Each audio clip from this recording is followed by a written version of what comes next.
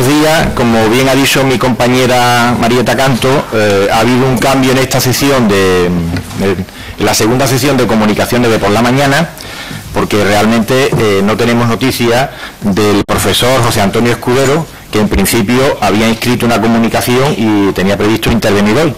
No sabemos las razones por las que no está presente, esperemos que no sea por nada malo, ¿verdad?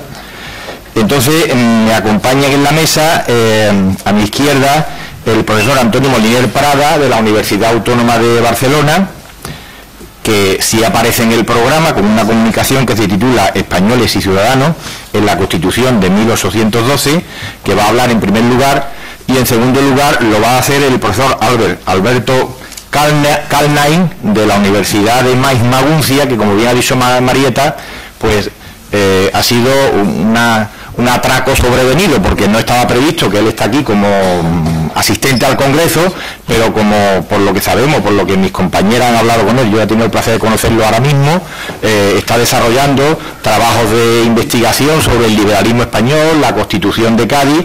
Él va a hacer algún comentario desde el punto de vista de un profesor de Alemania que ha asistido a este Congreso, pues me imagino de lo que él quiera decir, puesto que tiene libertad absoluta sobre lo que le apetezca comentar, ¿no? No hay más historia, ¿verdad? Muy bien.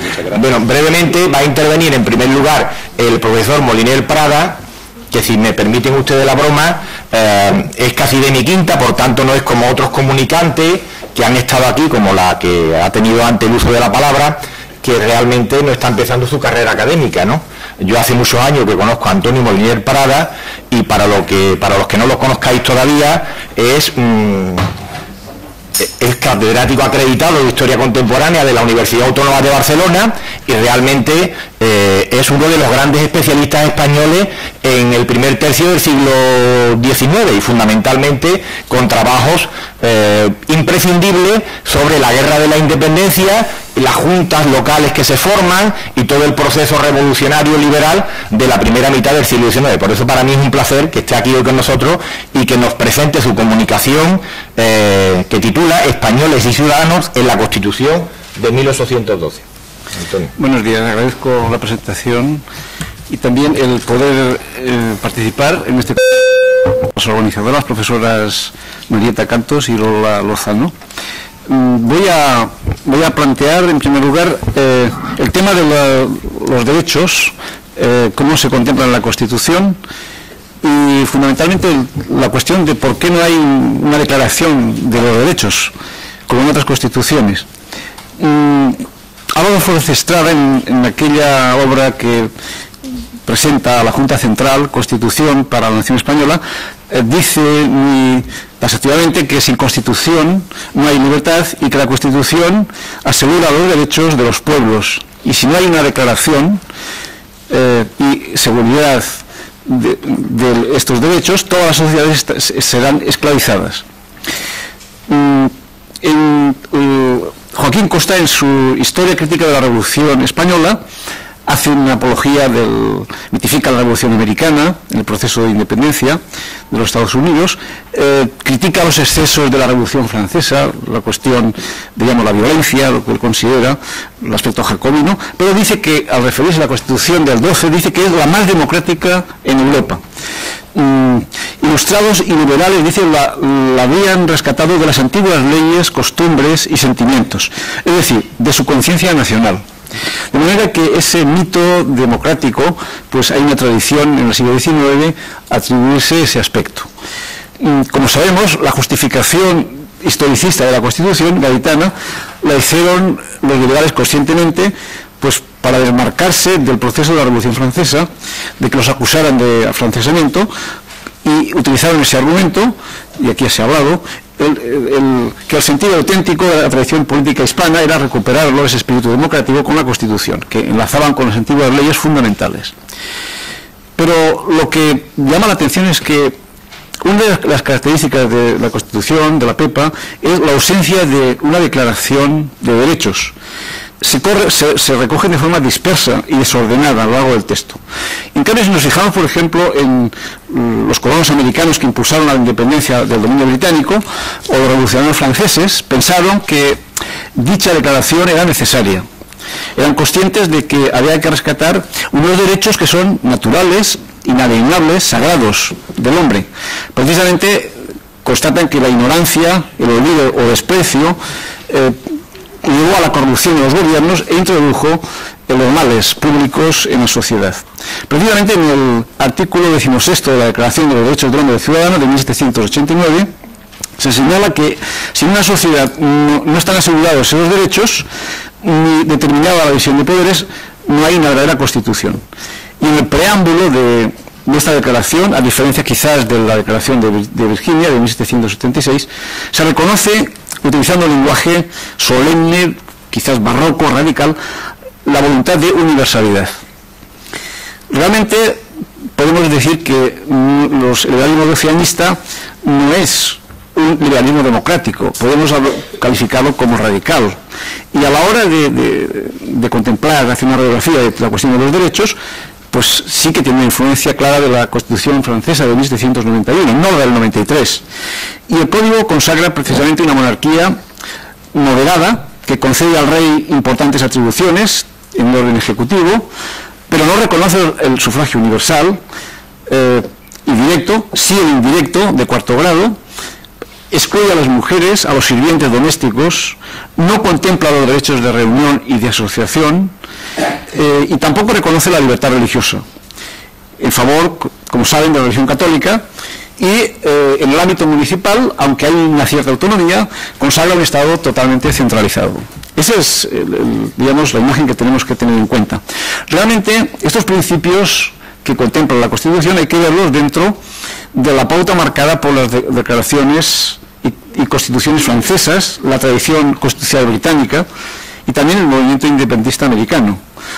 Ciertamente los constitucionalistas gaitanos no son ajenos a los principios jurídicos, políticos, que inspiraron toda la tradición del justnaturalismo racionalista, que reivindica precisamente la dignidad del hombre, Pufendorf, el gobierno representativo de Locke, por ejemplo, la separación de poderes de Montesquieu y el principio de la voluntad general rusoniano. Realmente se recoge de alguna manera. Hay unas ideas claras, ya en el preámbulo, las ideas de Bentham, que no era precisamente francés, donde se afirma que promover la gloria, la prosperidad y el bien de toda la nación es el objetivo fundamental a conseguir. Las influencias de sus ideas en la escuela iluminista salmantina es cierto como en los doceanistas. Y también hay un sentido utilitario y pragmático en el artículo 13, cuando propone que el objeto del gobierno es la felicidad de la nación. Realmente hay, dentro del talante ilustrado del liberalismo doceanista, hay una dimensión también moral, si quieren, en muchos otros artículos. ¿Cómo no sale esta declaración de derechos? Si nos vamos a la Comisión de Constitución, que no era un órgano formado por 13 diputados, más luego los más que se añadieron de América, eran 5 de América, no eran precisamente el tono conservador, realmente no era un tono liberal, quiero decir, había diputados como Muñoz Torrero, Agustín de Argüelles, pero llama la atención como a la hora de nombrar asesores que se permitía el reglamento de 3 a 5 personas, eligen solamente a uno, que va a ser decisivo, yo creo, el Sander Romanillos. Este personaje, como saben, era francesado, convencido, que había sido secretario de la Asamblea de Bayona, que era miembro del Consejo de Estado que creó José I, y después se convirtió, fue patriota con la Junta Central, lo nombró la Junta, miembro de la Comisión de Cortes, tenía capacidad de voto también, y la Junta de Legislación también estuvo muy influenciado en las resoluciones. Y al final incluso las Cortes lo designaron consejero de Estado. Lo cierto es que en las actas de la comisión, Antonio Herrán de Romanillos tuvo un papel muy relevante, y también en la Junta de la Legislación, que precisamente se encargó de recopilar todo lo relativo a los fuero juzgo, partidas, la nueva recopilación, ordenamiento de Alcalá, ordenamiento real, etcétera. De alguna manera, estas leyes se concebían como el fundamento de una soberanía del monarca y título constitutivo de la monarquía como expresión del pacto fundacional llevado a cabo entre el rey y el reino. Una concepción que chocaba precisamente con el concepto de soberanía como suprema facultad originaria. Realmente su actuación es fundamental. Cuando la comisión inicia las sesiones en el mes de marzo, hay un deseo de clarificar la cuestión de los derechos. Y hay en un capítulo se habla de los españoles, sus derechos y obligaciones. Y se recogen derechos como la libertad, seguridad, propiedad e igualdad, definidos en un tono conceptual muy esencialista y muy cercano a los principios de la Constitución francesa del 93. Por ejemplo, la igualdad, dice, consiste en que no hay diferencia alguna entre los individuos que componen la nación en el uso y goce de los derechos. El tema de la igualdad realmente se tocó varias veces, se llegó a definir más o menos, pero al final hubo muchas dudas. Realmente hay un objetivo claro, que es desembarcarse de evitar la formulación de lo que decía la Constitución francesa del 93. Que señalaba taxativamente en el artículo 3 que todos los hombres son iguales por naturaleza y ante la ley, y en el 4 que la ley es la expresión libre y solemne de la voluntad general. Lo paradójico es que en todos los catolicismos políticos que se hicieron relativo a la Constitución, todos ellos utilizan el tema de la igualdad, pero en cambio en la Constitución aparece tamizado. ¿Por qué se llega a esa indefinición absoluta?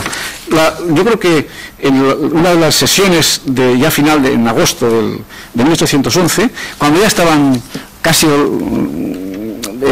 se había ya escrito todo el tema de los distintos derechos, hay una intervención de un diputado catalán, que no era de origen catalán, pero es por Cataluña, elegido. Se propuso, dice, darles un aire de los derechos de los españoles, pero sin hacer la enumeración. Es decir, se cree que es más original enumerar las cosas, dice, sin enumerar los derechos. De esa manera hay una cierta indefinición en esta cuestión. De alguna manera, si nos trasladamos ya a la Constitución, en la línea marcada por Florez Estrada y Cangarbuelles, vemos cómo a la hora de tratar los derechos, el artículo 4 expresa de una manera muy limitada la referencia a los derechos civiles, de la libertad, la propiedad, y luego hay una coletilla que dice, y demás derechos legítimos de la nación, que está obligada a conservar y proteger con leyes sabias y justas. De manera que la igualdad queda contemplada quizás en esa coletilla. El término realmente no era muy grato a los diputados gaditanos, la relación que implica eso con la Francia jacobina. Utilizaban términos como méritos, una cuestión más ajustada a la opinión como respuesta a la situación de los privilegios del antiguo régimen, pero lo importante es que esos derechos no son naturales y legítimos, sino que son legales, son por concesión del Estado. Esa es la diferencia fundamental. Eso, lógicamente, ahí hubo algún rechazo. Valentín de Foronda habla, cuando se refiere a este texto, como algo miserable por la falta de amplitud, porque no explica, no entiende esos principios. Nos podemos preguntar si es que había un compromiso entre Agustín de Argüelles, Diego Muñoz Torrero, fundamentalmente. ¿Por qué no recoge la Constitución la declaración de que todos los españoles eran iguales ante la ley? Tampoco en el tema, por ejemplo, del derecho de petición queda formulado de una manera no muy clara, y realmente es en el trienio liberal por otras razones cuando el gobierno moderado de Feliu Bardají legisla esa cuestión fundamental. Podemos hacer un esquema justificativo. Los diputados gaditanos dividen a los derechos en dos clases: los civiles, que derivan de la ley natural, que son esenciales, por ejemplo, la libertad y dignidad humana, y los políticos, que emanan de la legislación política del Estado, es decir, como la participación en la soberanía. Por tanto, esa división entre derechos civiles y derechos políticos, de alguna manera, se expresa con la distinción entre españoles y ciudadanos. Es quizás una réplica a aquello que la Revolución Francesa introdujo, ciudadanos activos y pasivos, en cuanto a la cuestión del derecho de voto. En principio hay que decir que esos derechos, más que individuales, son comunitarios, es decir, de los españoles. Y es la nación, por encima del individuo, la que otorga esos derechos, precisamente porque una de las señas de identidad de esa cultura política de esta época se vincula a la nación, al concepto de soberanía. Son españoles los naturales y naturalizados del territorio de las Españas, de ambos hemisferios, a excepción de los hombres no libres, es decir, los esclavos, negros en su mayoría, y sus descendientes. Desde el punto de vista jurídico, las mujeres también quedan excluidas en la categoría de los españoles, porque español conlleva cargas fiscales, obligación en el ejército, tomar las armas, etcétera. También están excluidos los empleados en casas, haciendas, negocios familiares, los no emancipados, las castas, es decir, la población americana de origen africano, que era negra o mezclada con esta raza. Y de ahí que españoles y ciudadanos son conceptos distintos, a los que corresponden determinados derechos civiles y políticos, y esta es la división, es lo que impidió quizás que se incluyera en un apartado exactamente definiendo lo que era la igualdad. No se define. Los españoles dejan de ser vasallos y súbditos, se convierten en ciudadanos, pero con determinados derechos según la condición. En las discusiones, realmente, si las analizamos, el diputado Ortiz señaló la conveniencia de utilizar la expresión libertad civil, a la que había, dice, que añadir la igualdad legal. Pero hay unas respuestas taxativas. Gallego dice que ya se refiere cuando se habla de los derechos legítimos. Calatrava es más explícito y dice, aquí dice, hablamos de los derechos de todos los que componen la nación, y no todos tienen esa igualdad legal. Y Muñoz Torrero lo calificó aún más. Una cosa, dice, es gozar por igual de derechos, y otra muy diferente es que todos tengan los mismos derechos. Espiga equipara la distinción entre españoles y ciudadanos a la de ciudadanos simples y ciudadanos activos, gozando los primeros de derechos civiles y los segundos de derechos políticos. Tal diferencia entre españoles y ciudadanos afectó, como ayer ya se expuso aquí, mayoritariamente a las castas, que era un sector importante que quedó discriminado de sus derechos políticos, sobre todo el de representación, el derecho a elegir y ser elegido. Era una gran humillación. Con esto se trató el tema de la esclavitud, que yo también voy a pasar por encima de estas cuestiones, ya se habló. Yo señalaría que la sesión fue declarada secreta cuando se trató eso en las Cortes, y luego fue una comisión al respecto a la que trató esa cuestión. En el tema, es claro que pasarían 60 años hasta que ese tema se resolviera positivamente cuando llegó Segismundo Moret, cuando fue ministro de Ultramar. De hecho, hay una discriminación respecto a los esclavos y las castas, que son excluidos de la condición de ciudadanos españoles y de los derechos. Lógicamente, eso significa que no hay una discriminación muy negativa. Si miramos, por ejemplo, la Constitución de Haití de 1801, allí se proclamaba la igualdad de todos los hombres y quedaba abolida la esclavitud, o la de Venezuela, la Constitución del 11 también plantea la igualdad en términos políticos de ciudadanía común entre criollos e indígenas. Esto realmente provocó algunas críticas. Por ejemplo, Rafael María de Labra, cuando en sus comentarios de la Constitución del 12 se refiere a esta cuestión diciendo que le duele mucho porque las Cortes gaditanas no habían suprimido el tráfico de esclavos negros y la misma esclavitud, por el temor de los diputados peninsulares. Dice la vacilación de los americanos, entre ellos el habanero Jáuregui, como también se ha mencionado. Vicente Olasco Ibáñez, también, cuando habla del artículo 22, dice que es irritante, antiliberal, porque venía a establecer la división de castas. Dice que es y ha sido el más negro borrón de la humanidad. La distinción, pues, entre ambos conceptos de españoles y ciudadanos radicaba también en la propiedad. La condición de ciudadano posibilitaba el desempeñar cargos públicos, el convertirse en representantes de la nación, el derecho a elegir y ser elegido, siempre que dispusiesen de una renta proporcionada procedente de bienes propios.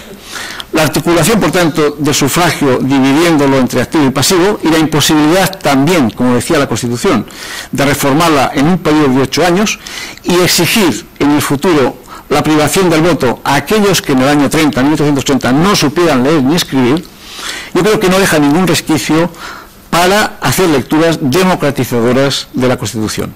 De este modo, se mantiene la desigualdad en el terreno de los derechos políticos. Es verdad que la condición de español viene dada por la condición de los aspectos de la libertad, el nacimiento y la vecindad, que ahí también pues, se contempla, como ayer se dijo, los que son extranjeros, y hay una referencia también a los derechos fundamentales muy claras: la libertad civil, la propiedad, la libertad de imprenta, el derecho de representación, la inviolabilidad del domicilio, la igualdad ante el impuesto, incluso, si quieren, la extensión de la educación elemental, al obligarla a establecerse en todos los pueblos, según el artículo 366. Pero también otros derechos procesales están contemplados: el de garantías, el derecho de ser juzgado en causas criminales o civiles por un tribunal competente, etc. El habeas corpus. Pero también, en cuanto a las obligaciones, quedan definidas en algunos artículos, en el 6º, 7º, 8º y 9º, quizás con una influencia muy clara de la Constitución del 95, esos, como saben, la actitud, el amor a la patria, el ser justos, benéficos. No hay duda de que ahí muestran una actitud, un talante filantrópico, utópico, que es herencia sin duda de la Ilustración, que contempla al hombre desde una posición ética. El ser fiel a la Constitución, obedecer las leyes y respetar las autoridades es un aspecto fundamental. El compromiso con contribuir con cada español a los gastos del Estado de forma solidaria también está muy claramente establecido. Es realmente un compendio humano, moral, enraizado en los principios solidarios, pero si nos atenemos a la realidad, esa justicia fiscal se quedó en letra muerta a lo largo de los siglos, lo mismo que la obligación militar. Durante el siglo XIX se desarrollaron continuos motines contra los consumos, los derechos de puertas y también, porque eran impuestos injustos, y contra las quintas, fundamentalmente, que se convirtió, como saben, en un sistema clasista del servicio a la patria. Como conclusión, podemos decir que los constituyentes eran conscientes de que estaban construyendo con firmeza todo un edificio de libertades fundamentales para los ciudadanos españoles. De alguna manera, es un auténtico proyecto de Estado en cuanto a la organización territorial, militar, eclesiástica, etc. Y es lo mismo que a lo largo del siglo XIX se desarrolló en Francia. Las alusiones a los derechos están acompañadas de minuciosas prescripciones sobre su ejercicio, siendo esta una de las razones o causas que más han alargado la Constitución del 12, que es muy extensa. Pero son los españoles, no el hombre genérico, el titular de esos derechos subjetivos, como hemos indicado. Eso es un aspecto fundamental. Y no se recoge los derechos sociales que emergerán después gracias a la ideología socialista y fueron contemplados plenamente dentro del constitucionalismo español, prácticamente en la Constitución republicana del 1931, cuando se define el Estado social de derecho. Realmente, si damos un repaso rápido sobre las constituciones posteriores, ese formato de la Constitución sin una declaración de derechos lo abandonaron después en el constitucionalismo español. El liberalismo progresista, ya cuando se proclama el Estatuto Real del 34, se exige una declaración de esos derechos. Un diputado alicantino, Joaquín María López, lo exige. Ya en la Constitución del 27 se incluye en el título primero de los españoles una serie de derechos y libertades, pero se concibe la libertad como garantía y no los derechos, como atributo sustancial y subjetivo de los individuos. Su condición permanente es la sujeción a la ley, determinando las libertades, de manera que podían ser interpretadas de forma muy restrictiva como el derecho político de elegir o ser elegido. Y la Constitución del 45 es mucho más restrictiva, limitativa de todos los derechos. Ya no hay ningún aspecto importante. Es la propiedad el fundamental. No es hasta la llegada del Partido Demócrata y la Constitución del 69 cuando se contemplan todos los derechos individuales, derechos que son inviolables, como el sufragio universal, derechos de asociación, reunión, la separación de la Iglesia del Estado, etcétera, etcétera. De manera que se puede decir que la PEPA es, de alguna manera, tiene unos planteamientos utópicos. Se puede pensar que a partir de los principios generales se parecía que ya se conseguía de alguna manera esos objetivos, pero no podemos dudar de que es la modernidad que a través de esas declaraciones se introdujo en España y en Hispanoamérica de alguna manera la normativa de los derechos, la cultura cívica actual, no puede seguir tampoco tal como la contemplamos. Hemos de situarnos en aquella época y, de hecho, algunos de los debates de las Cortes, en muchos aspectos, todavía en la sociedad que nos movemos nosotros, multirracial, multicultural, pues todavía permanecen no plenamente contemplados y admitidos en la sociedad. Por ejemplo, lo que es el derecho a la vida digna, al trabajo, etcétera, cuestiones fundamentales desde la sociedad nuestra en las que nos movemos. Muchas gracias. Muy bien.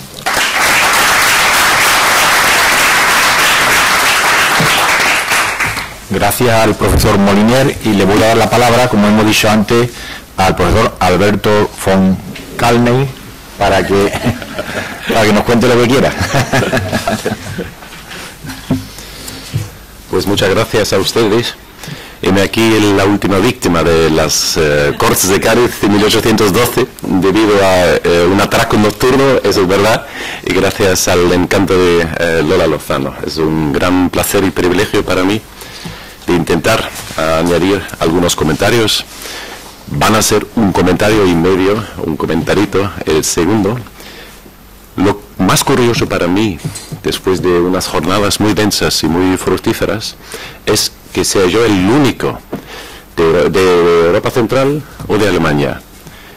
No hay ningún historiador de verdad de alemán, sino algún historiador, pues ya no de oficio, sino diletante, que además va a exponer en un castellano muy tosco algunas ideas.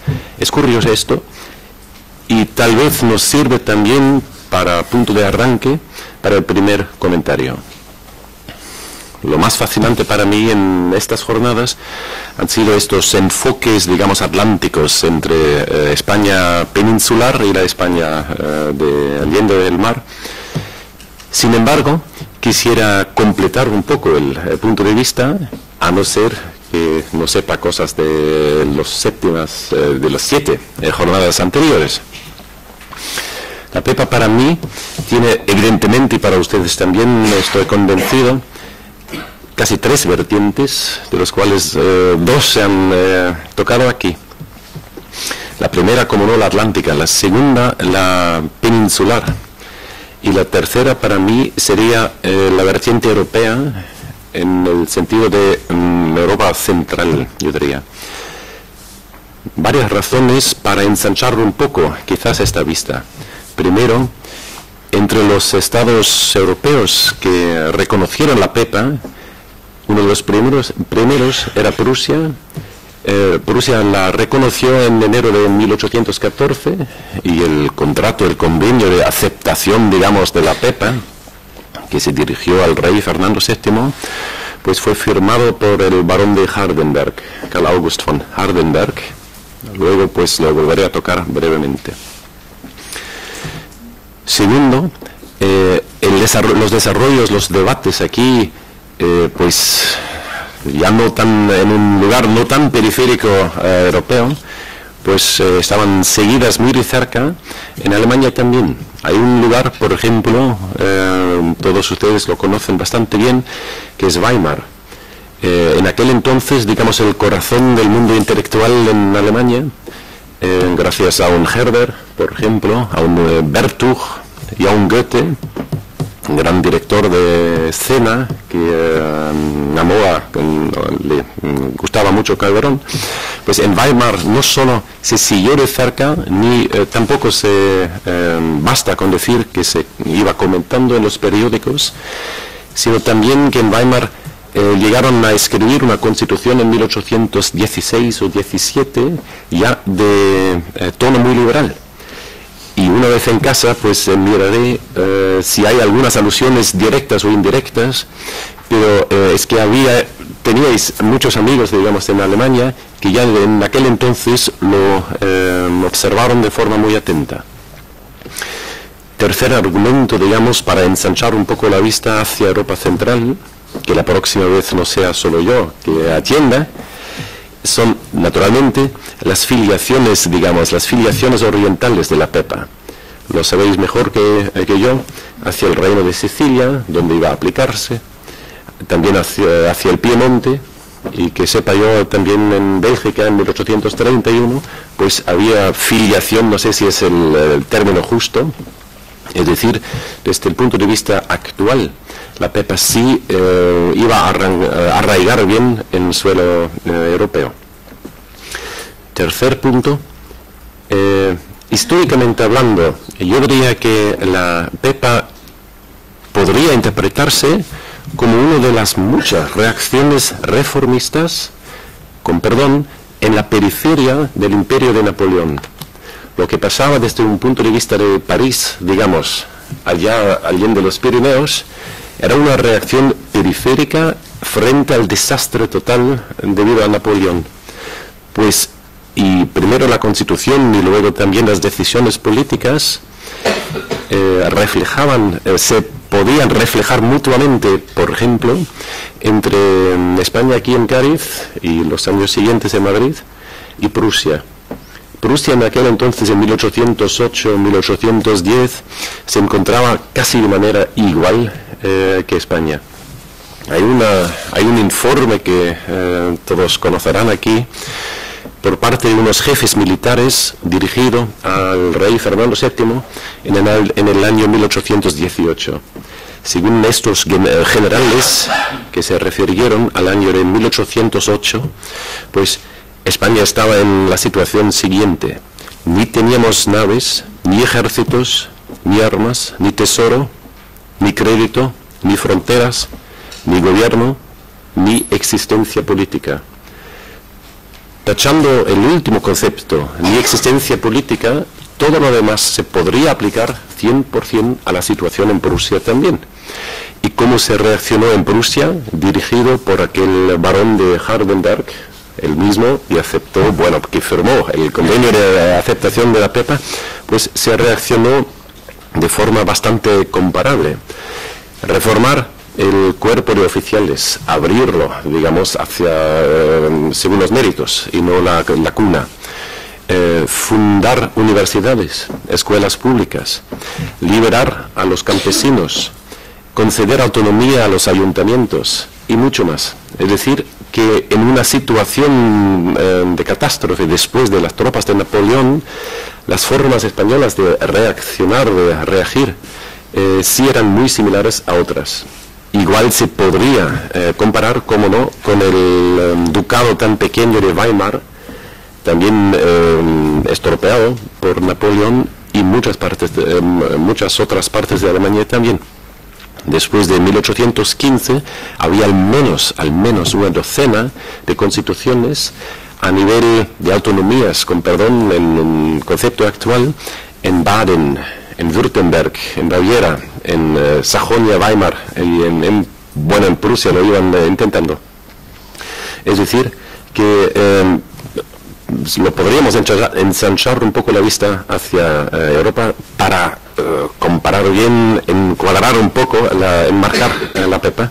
En Austria, por ejemplo, llegaron a elaborar y publicar un código civil, Allgemeines Bürgerliches Gesetzbuch, que llegó a ser publicado en 1812 por ahí, es decir, 90 años antes que el Código Civil alemán de 1900. También en Austria, pues, en la periferia de un imperio napoleónico tardío, pues tenían que reformar el sistema legal. Hay otro motivo, ahora más bien negativo, de enfocar la pepa también desde Europa Central, que es el reflejo negativo. Sin la reacción tan contundente, tan aliada, sino santa, de la Europa de Metternich, pues no hubiera habido los 100.000 hijos de San Luis, que invadieron en 1820 aquí la pobre España, y esto como reacción europea, por desgracia.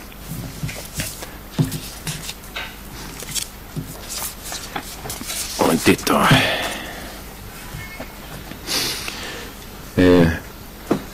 Otro punto por terminar este primer comentario, digamos, desde el punto de vista actual, a mí me interesaría el legado del cierto constitucionalismo en general, de idearios jurídicos, como aquí en España, como tal vez un ensayo de una herencia común de y para la Europa del porvenir. Hoy en estos años están discutiendo en las capitales de Europa cuáles son los puntos que nos definen, que nos dan perfil frente a otros continentes, con perdón. Y podría argumentarse que esta tradición jurídica, esta tradición constitucional, esta tradición incluso del liberalismo, pueda ser un rasgo muy específico de Europa.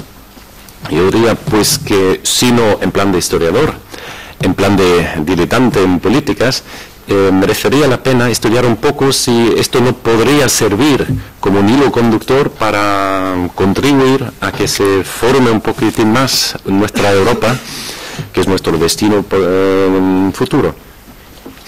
No sé en absoluto si se ha invitado a algún miembro, algún diputado del Parlamento Europeo, por ejemplo, los representantes de España, en Bruselas y en Estrasburgo. De todas formas, yo siempre optaría por incluirlos lo más posible. Esa es una tradición no nacional ni española, sino muy europea, esos intentos de formar sociedades cívicas gracias a las constituciones. Bueno, esto como primer comentario, una cierta idea, una sugerencia de ensanchar un poco los puntos de mira hacia Europa Central. De nuevo, que la próxima vez estén otros historiadores de Alemania y de Austria y estos países muy comparables en la primera parte del siglo XIX. Otra advertencia muy breve. Ya la expresé muy ligeramente hace poco. Ayer se habló mucho de conmemoraciones y nacionalismo, y también se habló de lugares de memoria comunes como para formar la ciudadanía. Pues hay un caso comparable, quizás en Alemania, que ya sabéis un poco, de revalidecer, recuperar una constitución quebrada, con perdón, a ver si puede servir. Es el caso de nuestra constitución de la Paulskirche de 1848. No era, como no, la primera constitución, como ya mencioné, sino el resultado de toda una ola de constitucionalismo en la Europa central, de Baviera, de Baden, de Württemberg, de Weimar, etc. Un punto culminante. Y también en una iglesia, la iglesia de San Pablo, Paulskirche, se llegaron a reunir también los diputados de los miembros de las diferentes partes de Alemania políticamente no existente. También eran más bien profesores, más bien arbitristas, más bien intelectuales, sino un reflejo fiel de la sociedad, que debatieron durante año y medio en la Paulskirche. Lo curioso es que no se llegó a, sí se llegó a publicar la Constitución, pero nunca se aplicaba como tal. Es decir, en contraste con la PEPA, se quedó en plan de mito, digamos, lo que pasaba en aquel oratorio, en aquella iglesia. Lo precioso para nosotros, y esto no es una exageración, es precioso, es la recuperación de esta Constitución de 48, 110 años más tarde, 110 años más tarde. Mis bisabuelos seguro casi no la conocían, la ignoraban, la Paulskirche.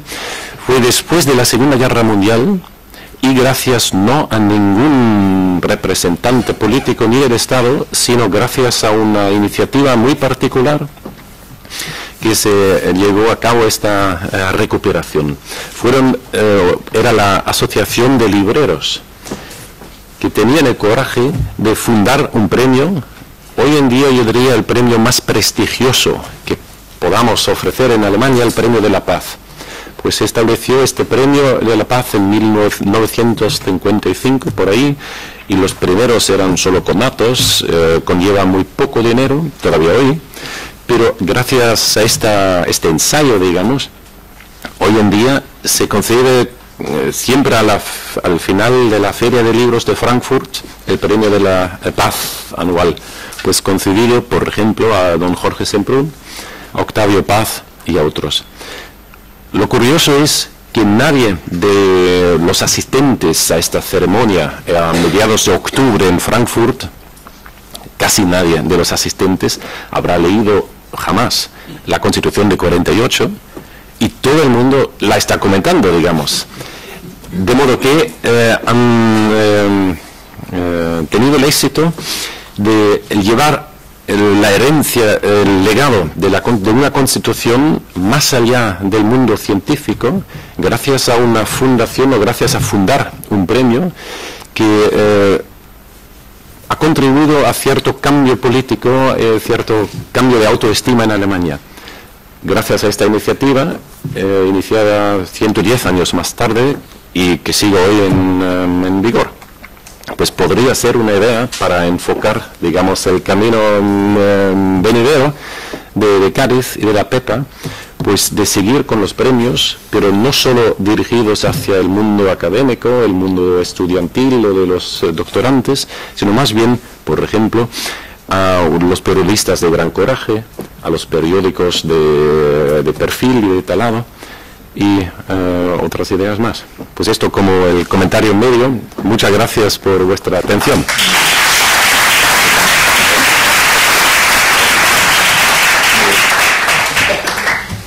Bueno, pues ya habrán visto ustedes el acierto de invitar al profesor von Castell a que esté aquí con nosotros. Alberto, basta con Alberto. Al profesor Alberto, porque nos ha dado una mirada completamente distinta de esta Constitución de Cádiz y su influencia, al margen de lo que realmente habíamos visto hasta ahora, ¿no? Y yo creo que ha abierto un camino muy interesante para profundizar en él. Bueno, pues tenemos 10 minutos por si queréis plantear alguna cuestión, puesto que ya, como siempre, el horario va retrasado y tenemos que terminar. ¿Queréis plantear alguna cuestión a cualquiera de los dos profesores? Usted.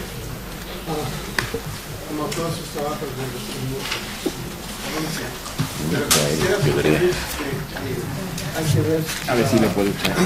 Sí. Se puede sugerir que valdría la pena ver la Constitución de Estados Unidos no como algo perfecto, sino como en realidad era.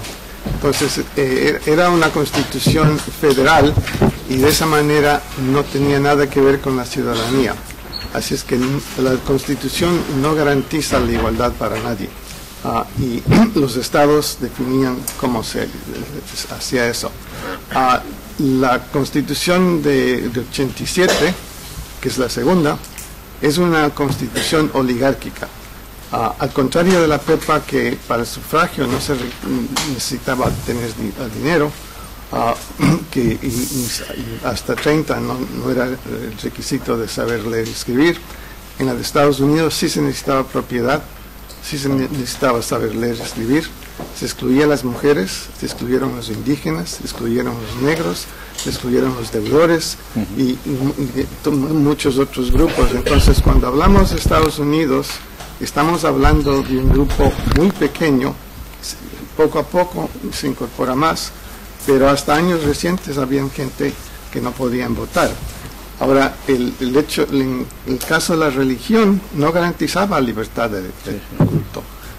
Y en el caso de la religión, los estados determinaban muchas cosas y los estados del sur principalmente excluían a los no protestantes del mundo político, es decir, los católicos y los judíos no tenían derechos políticos. Ellos solo alcanzan los derechos políticos después de la guerra civil, con la enmienda que dice que ahí sí se dice que todos los hombres son iguales. Entonces, eso es muy diferente. Y lo mismo, la Constitución de Estados Unidos del 87 no reconocía como la PEPA a los hijos automáticamente ciudadanos. Eso también se incluye en la enmienda, no digo el número, para incluir a los negros. Entonces, en cierta forma, yo creo que el mito de la Constitución de Estados Unidos oscurece los aspectos más importantes de la PEPA. Un momento, Antonio, no conteste porque si no... ¿Alguna intervención más? Usted. José Molinera. Levanta usted un poco la voz porque... Sí, sí.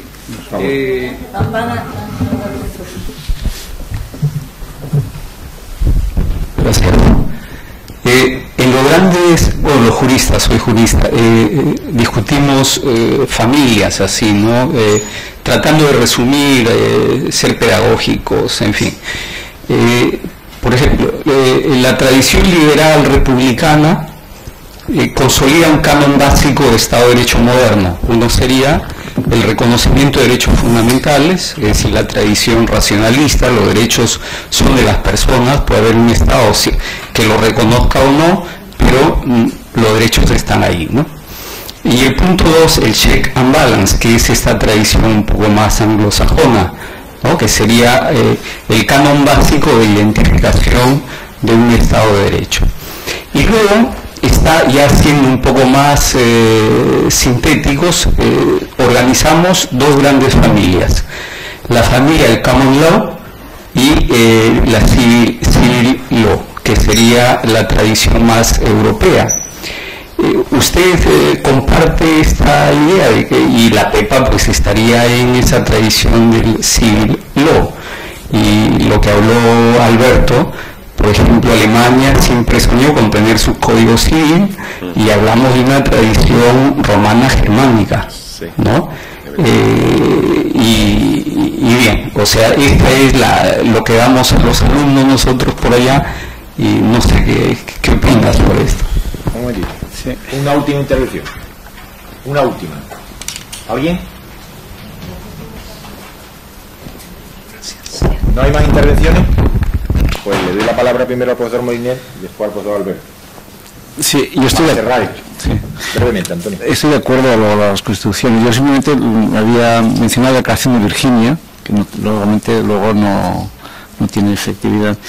Tampoco yo soy jurista, ¿no? Pero me imagino que yo lo que he intentado es desmitificar el espíritu democrático que a veces se dice de la Constitución, utilizando un lenguaje que no es idóneo en ese sentido, a la hora de reflejar el doceañismo. Pero sí que yo creo que con todas las problemáticas que se plantea, el tema aquel historicista y sobre todo el desmarcarse de la Revolución Francesa, a la hora de definir los derechos esos, pues hay, digamos, un espíritu garantista en ese sentido. Incluso el mismo derecho de igualdad también, al final, las organizaciones del Estado están sometidas a esos principios, es decir, que también esa división que has hecho tú perfectamente coincido con lo que dices.